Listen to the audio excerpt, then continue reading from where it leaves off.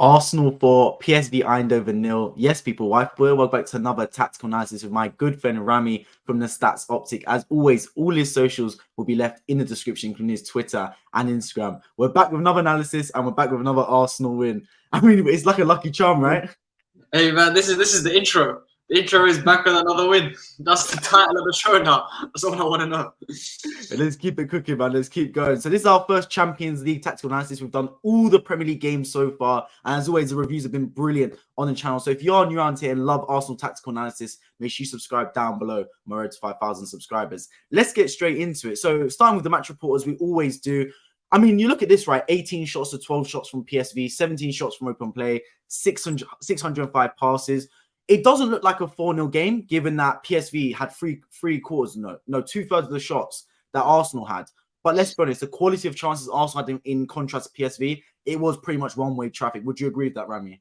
100%, yeah. I mean, it comes down to, as we always like to talk about, the quality of chance on the show.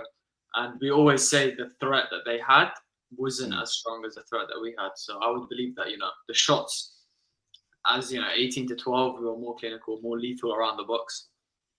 100% agree with you in that sense. So if we move forward to the threat. Now, when we reviewed the game against Everton on the weekend, right, we saw from Arsenal that it was a lot, to be honest, going down the wings because Everton, as a low block, like to defend very centrally. So we saw that Martin, whether it was Trossard at that point, and Saka were attacking down the wings. Against PSV, now, they played a bit more expansive, a bit more open. They actually tried to take the game to Arsenal. So I do credit them a lot for that. But it definitely backfired in their face because Arsenal were able to explode from all sorts of areas. And we saw it's a much more balanced attack for this game. Would you gather the same thing?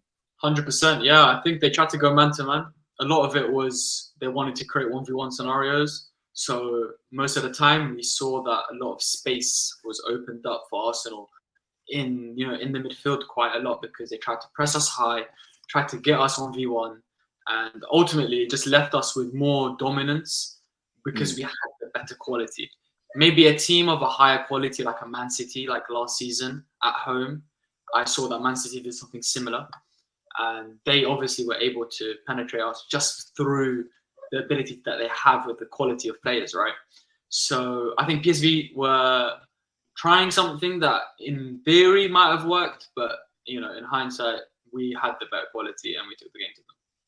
Yeah, I definitely agree with that. I think in the first half, right, up until around minute 35, minute 40, up until we got the third goal, I still do believe PSV had chance on the counter-attack. They were progressing the ball well from defense to attack. We were just much more clinical. And definitely I felt we had more of a cutting edge. Whereas every time we attacked, PSV looked vulnerable. We looked like we were scoring every single time, whether it was down our left, right, or down the middle of the pitch. And because how fluid Trossard, Saka is, and especially Gabriel Jesus as well, who was a breath of fresh air in there, we kept interchanging between them, and PSV didn't really know what to do. As you said, they'll go man to man, but when you got such a fluid front line, you don't really know who to pick up at that point, and players are crossing into each other. Do you know whether to then switch to zone and I think it just worked an absolute treat for us, to be completely honest.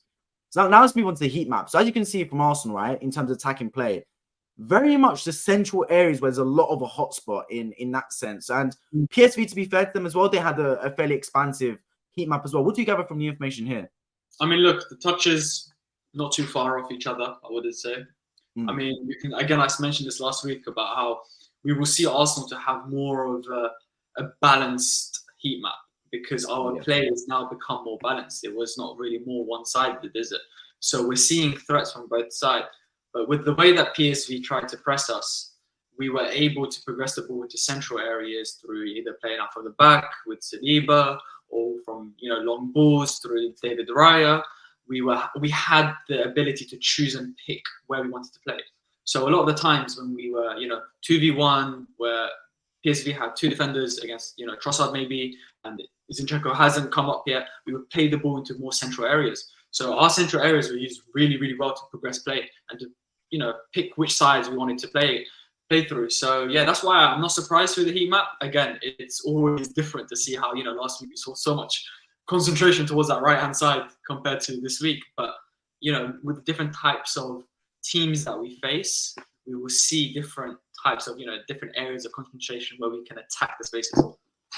Yes, and that's an interesting one, especially the point you made at the end, because I wonder whether this is done purposefully from Arsenal, where Arteta's plan, like, okay, you know what, for this game, we want to attack more down the left, attack down more the right? Or is it the defense when on the game we're watching and thinking, hang on a minute, Arteta sat then going, okay, they're allowing us to have this space more, they're neglecting this space. So he changes it on the fly. Probably it's a combination of the both, but what do you think it's more of a factor towards? I think it's more, I mean, the prep, I'm sure they understand and they know the opposition. We play them quite frequently in the Europa League. But of course, the playing styles that they have, they can alternate and adapt. So I'm not sure what PSV do in the league. I'm sure that they maybe go man-to-man. I think they're a dominant force in the Eredivisie. So I think they may have been aware of it. But of course, tactical flexibility. We played out with the 4-4-2. It was so interesting because Ødegaard ended up coming in with Declan Rice. And we saw Ødegaard take a lot of touches quite close to our box in the early shots of the first half. So we used like a 4-2-4 build-up. And at times, we had David Raya playing long balls into Kai Havertz, who would hold the play, or Jesus would hold the play, and then bam, straight passes into Ødegaard, who would either switch play or play short passes. So yeah, I think it's definitely a mix. You know, you adapt to the team and you adapt to the scenarios what happen in game. 100% agree with you in that sense. Well, and look, going into this game, PSV were top of the Eredivisie. They'd won 4 games out of 4, slapping teams for fun, beat Rangers on the way to get into this competition. And we made them look like light work yesterday, to be completely honest. I thought it was a very convincing performance. Now let's move on to the shots. And as you can see from the XG here, 2.41 for Arsenal, 0.57 for PSV, justifies the fact that it was a convincing victory for Arsenal. And if you look at the majority of the shots, when we spoke about the Everton game, we said a lot of shots came from wide areas. Now you can see a lot of the shots came more centrally from Arsenal. And that's probably why we led to scoring more goals. I made an assumption in the game against Everton that if you shoot in the center of the box, you probably got a high chance of it going in because you can aim for both corners. Whereas when you shoot from the wide areas, you're most likely going to go for far post because near post shots, 9 times out of 10, the goalkeeper should stop it. And I think that was definitely a good thing from Arsenal to ensure that we had a lot of the shots centrally. If you look at PSV as well, though, you're probably going to say the same thing I have.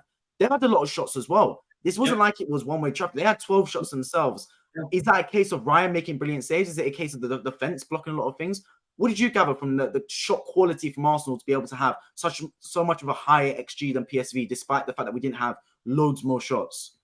I think whenever we faced opportunities to take shots, we had a lot more space created because I feel like in transition, PSV weren't as good as we were in transition. So any times that PSV faced shots, it was harder for them to create good chances from those shots, which is why, you know, they have a lower XG than we do. And we seemingly don't have as many shots in and around the box. They have quite a lot, as you can see. So I think it's always quality. We always say that, okay, you're in the middle of the box, you're going to have a higher chance, so higher the XG. But again, we have an offset of other factors, body shape, other people blocking it, what angle do you have? So all of these little factors that come into play allow us to have a higher XG. And here Arsenal were able to use that transition to open more chances, to open spaces. We saw the Trossard cross into Jesus, where we had loads of space for Jesus. We saw the cutbacks from Saka to Trossard. So a lot of these chances allowed us to have more space. And of course, the XG then becomes higher. Yeah, and I must note as well that the Arsenal shots are in red on the right-hand side, and a lot of them were within the box, whereas the PSV shots on the left-hand side in blue, a lot of them were pot shots from outside the area, which I think Raya, to be fair, was very comfortable with. Okay, now let's look at the attacking areas. So you say here, Arsenal use central areas to get shots off, which I mentioned before in the previous slide, and that's been justified here. 72% of shots for Arsenal coming straight down the middle. I think that's always got to be a benefit, man. Yeah, definitely. I think the more ability you have to take shots off from that area, the better you're gonna have the chance to score. We saw that yesterday. So yeah, I think our threats, not from so much from the left side, but I think from the left side was merely just to assist or to play passages. Link up play was definitely used really well. So I think even PSV had a balanced approach to shooting, so they were able to get shots off from either side, which is a good thing for them as a team. But I think it's always great. We're seeing good stats, good build-up. 100% agree in that sense. And once again, we've seen the Ødegaard goal. It was a similar goal against Manchester United. Obviously, when he got assisted, and again against PSV from the outside the box, just outside the box, that left-footed finish from the centre, passing it into the corner. We'll analyse the goals, all of the goals specifically later on in this video. But I think that gets a special mention because another goal in the middle of the box as well from Ødegaard, from like it wasn't a cutback from that sort of area of the pitch from just outside the box, not getting closed down quick enough. Exactly, yeah. Okay, now let's look at the average player positions. And this is really interesting because looking at this slide right here, the PSV players are in blue, and they're dominating the center circle. If you see 3 of those players within there, there's not a single Arsenal player in that center circle, apart from potentially Erdegaard, number 8, who's just creeping in there. So if you look at that, you'd think that, PSV probably had the stranglehold over this game. But I do genuinely believe anyone that watched that game would know that Arsenal had complete control over that midfield for an absolute fact, despite the fact that our midfielders, in terms of average positions, weren't close to each other in comparison to the PSV ones. What do you make from the average player positions here? Yeah, I mean, you make a good point. I think the PSV players being more centrally dominant was because they wanted to press us in that shape. So they wanted to get us higher up, get us right where we are. And this meant that we needed Declan Rice to be a bit deeper, to assist with build-up, to have the options. You see, Gabriel and Zinchenko were playing good passes into each other, and there was more space between the defenders. So it allowed Declan Rice to come in anytime. Like I mentioned before, we built out in a 4-2-4. So you have the Erdegaard's average position. As much as he was going forward, he needed to come back into the first half to assist with build-up, and which is why we saw Havertz a bit higher up the pitch. So yeah, I think that it's no surprise to the way that they tried to attack us. They tried to press us really high, which left us with the spaces. You can see it that the 8 to Erdegaard and the Kai Havertz is literally the space that is in between the 22 and the 6 of PSV. So it's that space that we wanted to attack, and we attacked it well. I 100% agree with you in that sense as well.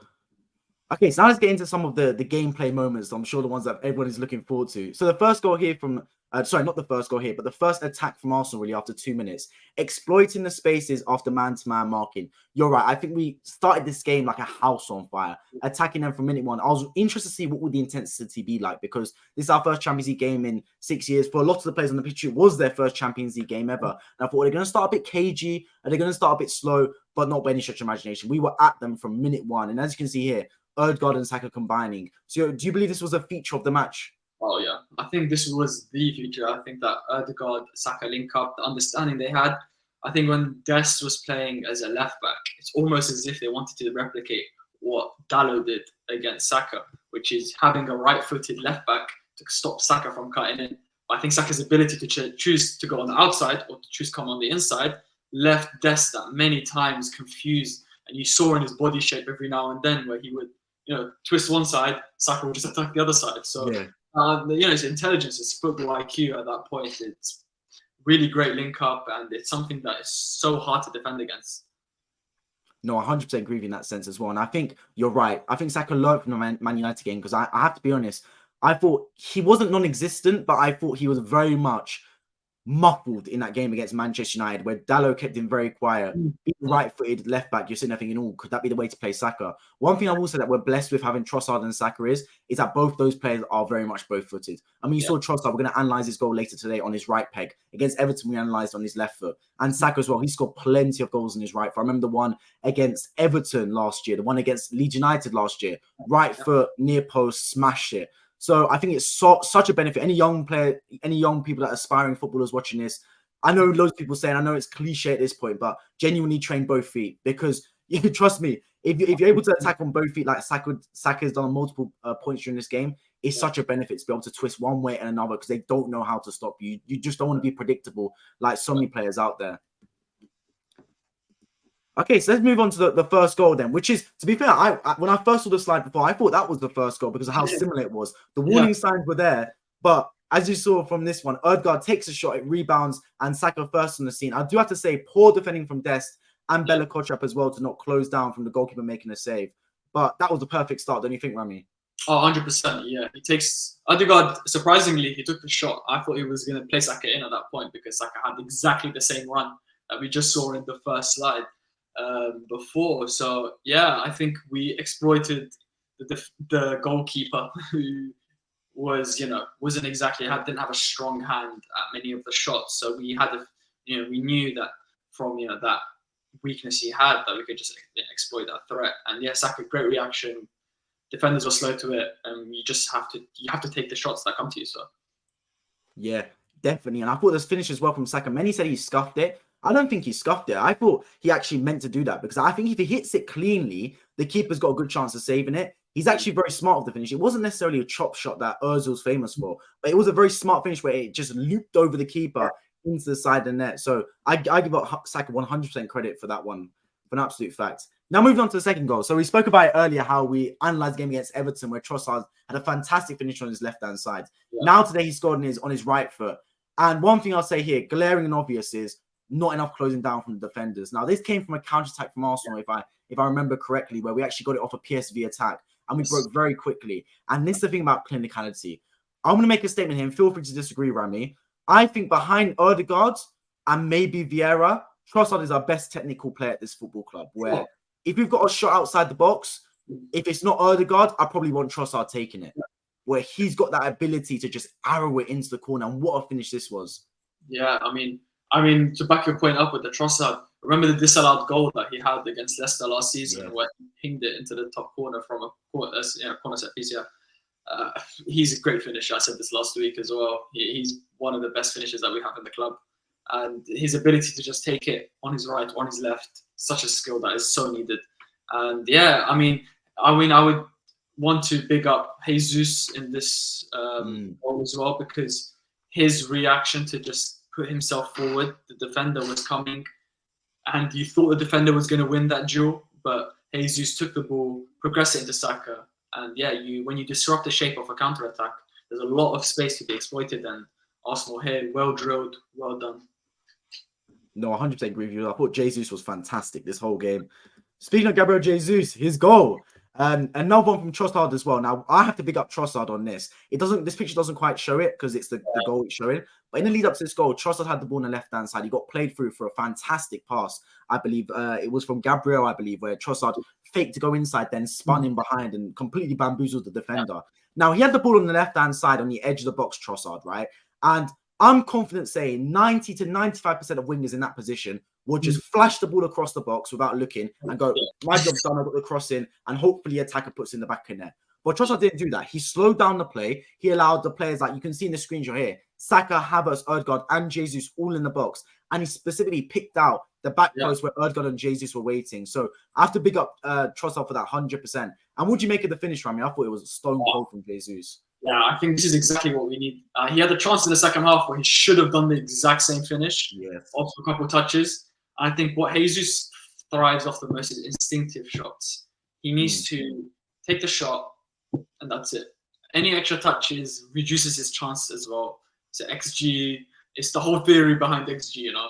Like you get a couple of touches, you know, the ability to take the shot closes down on you, reduces your chance. But yeah, I think this was a great goal. I think Gabriel as well had the big ball into Trossard.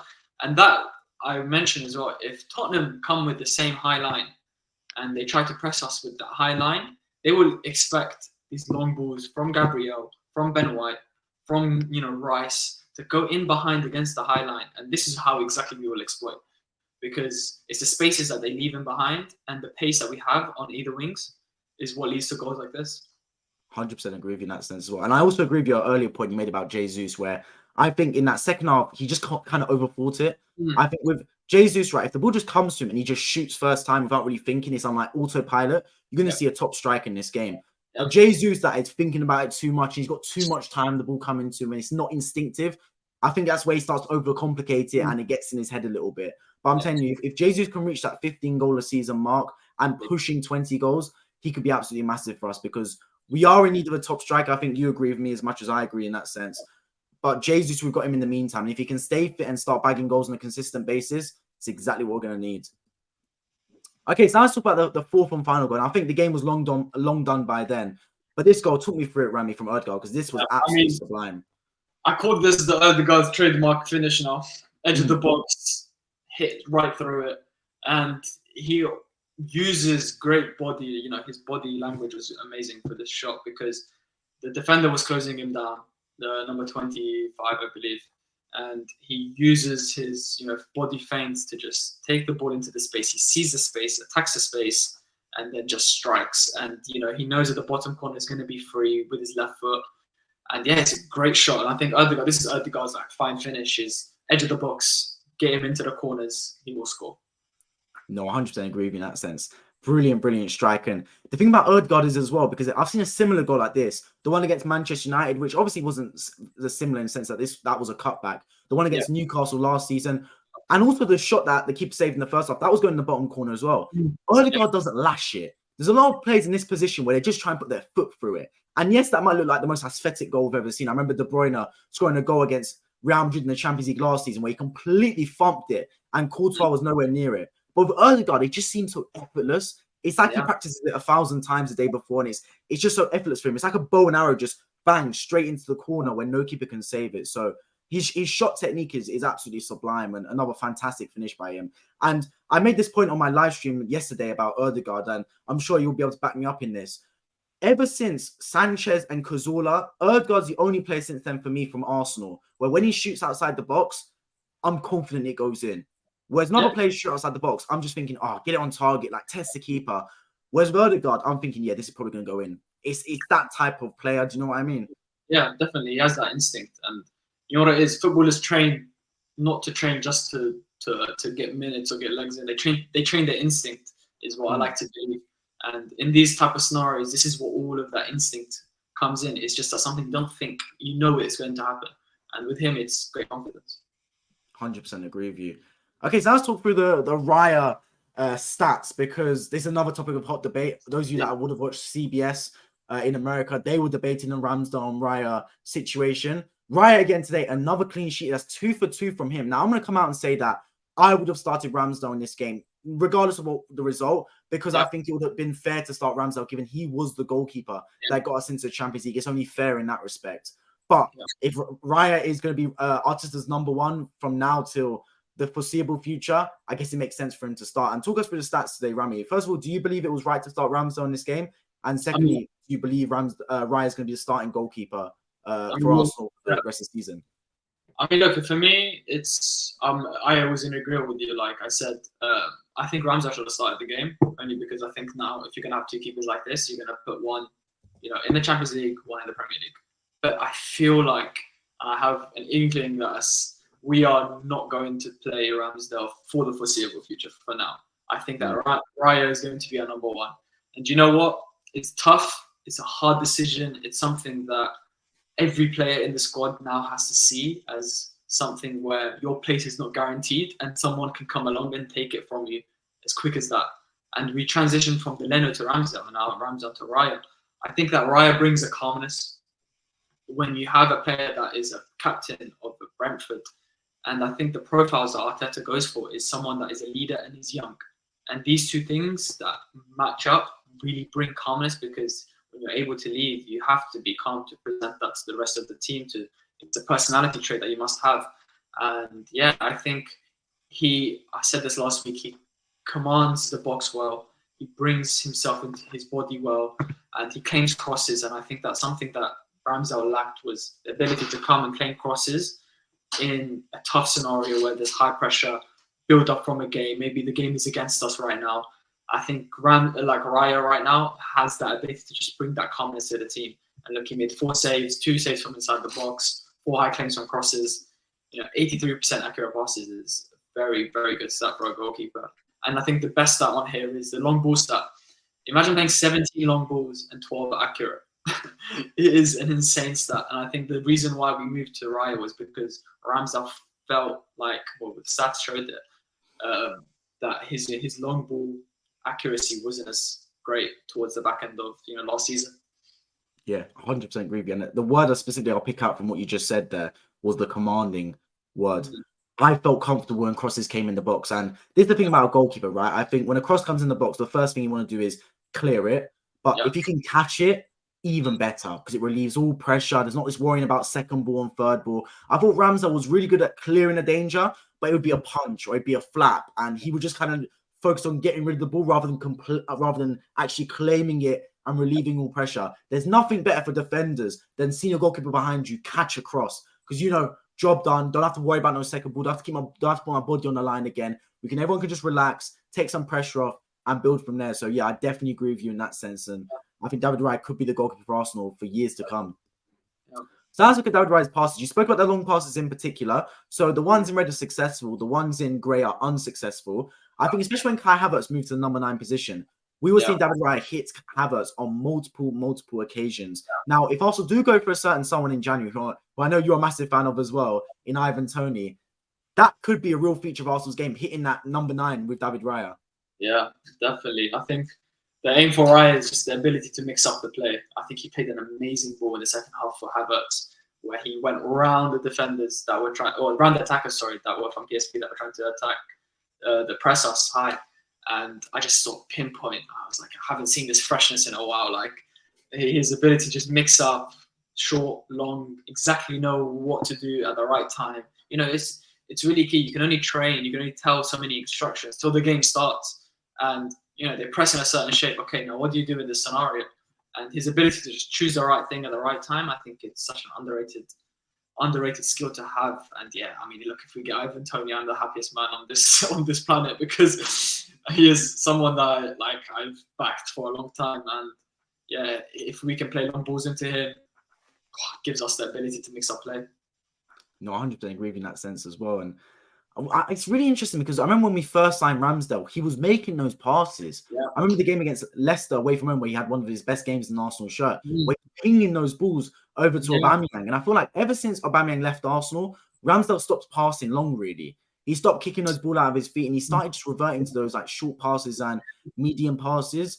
And maybe Ramsdale felt his place was too secure. I'm not too sure, but David Raya has definitely brought a breath of fresh air to this Arsenal team. And look, 2 clean sheets out of 2 as well. He's definitely had a fantastic performance. Speaking of fantastic performances, man the match, or player of the match, as they say nowadays, Martin Ødegaard. Now, I thought there was a few candidates. TNT Sports gave it to Ødegaard. Now I'm going to give it to Ødegaard as well, due to his, let's be honest, he played the full 90 minutes. I thought he was influential throughout and scored a fantastic goal. Talk us through the Ødegaard performance, Rami. Great. Come on. It's exactly what you want from a captain. When you bring someone in like that, it's exactly what you want. You want him to, you know, come short, great instructions, ability to go up and down, score. It's the perfect performance, you know. His accuracy, passing accuracy is great for the amount of passes he actually makes. 82 touches as well. He's very, very influential on the ball, dictates play. And yeah, look, 6 long balls, 5 ground duels won. He's in there, and I think he's a monster now. He's more than the player that is just technically sound. He's ability to make tackles, press. He knows the game now. And yeah, I think he's merging into a great player. And I think I'm hoping that he takes this game on to Sunday. 100%. Because look, if we want to beat Tottenham, I think you know as much as me that Ødegaard's a massive part of how we play. He's the metronome. He is the maestro. If you want to win football matches, you have to get your boy Ødegaard on the football. And again today, 82 touches, exactly what we want to see. Because the more this guy touches the ball, the more good things that happen, man. He is literally liquid gold when this boy touches the ball. And then speaking about attacking sequences, this is something new we brought to the analysis today. So talk us through what you mean here, the attacking sequence involvements, Rami. Yeah, I mean, it's really just a start to show build-up. And it's build-up to make a shot or to score or to, you know, pose a threat in the opposition, you know, shot-ending sequences, as it says here from Opta. And what it really does show is, I think that someone that had a really underrated game was Ben White. I think a lot of play came down, obviously, the right side, as we were saying before. And him in build-up is so key. When he forms a triangle to Sancar Ødegaard on that side, he offers the ability to either overlap, underlap. And I think it shows that we have the ability to progress play really, really well when we are pressed high. And I wanted to make, again, the point that I made from the start is if Tottenham or any other teams in the Premier League or the Champions League end up pressing us in the same structure, we will have more, you know, open play sequences like this, and it will only lead to more goals. So I think the more attacking sequences we have, the more goals we get. Because, you know, when we saw against Everton, they sat back. We didn't have as many sequences. We had more recycling play and, you know, playing side to side until a space is exploited. So with here, when the game is so open-ended, so much space, we get so many more opportunities. And this is what happens. It's the detriment of high press. There's a really interesting one as well, because I haven't seen something like this before, attacking sequence involvements. And the Ben White one especially surprised me because I guarantee if I asked any Arsenal fan that left that stadium, who do you think was involved the most in attacking sequences? I don't think a single one would have said Ben White. They might have said Ødegaard, they might have said Saka, Jesus, Trossard. No one would have thought Ben White. But the more you look at it, this brother is up and down the football pitch. He's a workhorse, up and down. Another interesting point here is, right, this is what the top 9 players, I believe I want to say. No, top 10 players, right, in terms of attacking sequence involvements. Arsenal had 18 shots, PSV had 12. 9 of the players featured are Arsenal players. Now, does that mean that when Arsenal attack, more of the players touch the ball? It's more of a build-up that takes longer and involves more players, whereas PSV are a bit more direct getting the ball from defense to attack. I'm not too sure, but I think it's genuinely a good thing when more players are getting involved and touching the ball, because trust me, even the best defenders on planet Earth, they would rather have the ball than not have the ball. No one wants to chase the ball for 90 minutes. You want to be on the football. You want to control it because you want to let the opposition do the running, because the ball always move quicker than the man, right? So this is really interesting attacking sequence involvement. It's really interesting stat, and hopefully it's available for more matches as well. Yeah, it is. Yeah, I think even like last point, I guess, is that Gabriel and Saliba so influential in build up, 6 each in leading to a shot. So yeah, we just showed that everyone's got a part to play. 100%. And we already spoke about Gabriel's pass leading through to Jesus' goal. He got the pass to assist, as they say, looping over the top to Trossard. I want to appreciate everyone that made it this far in the video for the Arsenal 4 PSV 0 tactical analysis. As always, we'd love to hear your thoughts in the comment section. Please do let us know your thoughts regarding the game. What have you found from it that maybe we missed over this 30-minute analysis? As always, if you are new around here, make sure you subscribe down below on my road to 5,000 subscribers, and check out Rami the Stats Optic for all his analysis during matches, especially his Twitter. I check out myself, and he leaves all reports on specific players, the amounts of shots, their XG individually. Trust me, guys, a really good page that's set to blow up as well. I appreciate you guys all for tuning in, and I hope to catch you all in my next video. Take care.